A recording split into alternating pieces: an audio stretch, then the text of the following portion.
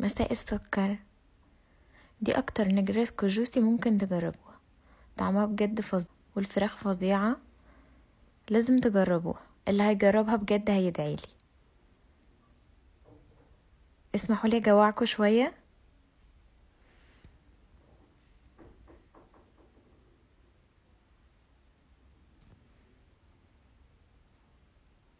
يلا بينا نشوف الطريقة. اول حاجة هجهز الفراخ، هنزل في طاسة سخنة بشوية زيت، وبعدين هنزل عليها بالفراخ بتاعتي. اول لما لونها يغير هبدأ ان انا انزل عليها بالبهارات.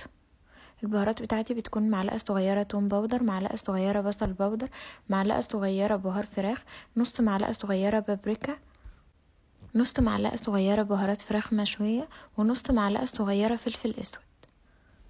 ولو حابين تحطوا مع الفراخ بصل او فلفل الوان متقطع شرايح بيبقى حلو جدا. وبعدين بحط الملح وهي بتكون كده خلصت، وبغرفها في الطبق وبسيبها. وبحط المكرونة تتسلق في مية مغلية من غير ملح ولا زيت ولا اي حاجة. البشاميل بحط شوية زيت وبحط قطعة زبدة، وبعدين بنزل بالبشاميل. انا عندي لتر الحليب بحط عليه 4 معالق دقيق كبار مليانين. لو انتوا عايزين طعم الجبنة يكون غني فيها ممكن تستعملوا البشاميل اللي هو بالطعم الجبنة. بقلبها كويس، واول لما الدقيق بيستوي ببدأ ان انا انزل باللبن، وبعدين بقلب على طول باستمرار علشان ما يكتلش. بنزل باللبن واحدة واحدة مش مرة واحدة،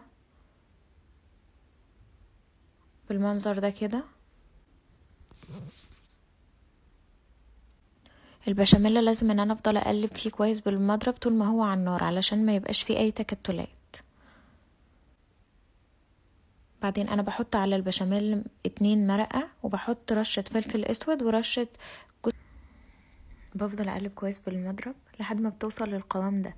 قوام البشاميل بتاعي بيكون خفيف وما بيكونش تقيل خالص، علشان انا عايزاها تكون جوسي، مش عايزاها قطعة كده. بعد ما بتكون كل حاجة جهزت ببدأ ان انا احط في الصينية. اول حاجة بحط معلقتين بشاميل على المكرونة، وبعدين بحط في الصينية برضو معلقتين بشاميل، وبعدين بنزل بأول طبقة من المكرونة، وبحط فوقيها طبقة الفراخ، وبعدين هحط شوية من البشاميل، وهحط شوية جبن، ميكس جبن، جبنة رومي على موتزاريلا على شيدر زي ما بتحبوا. وهحط زيتون، اللي مش بيحب حاجة ممكن يستغنى عنها عادي، ما فيش اي مشكلة.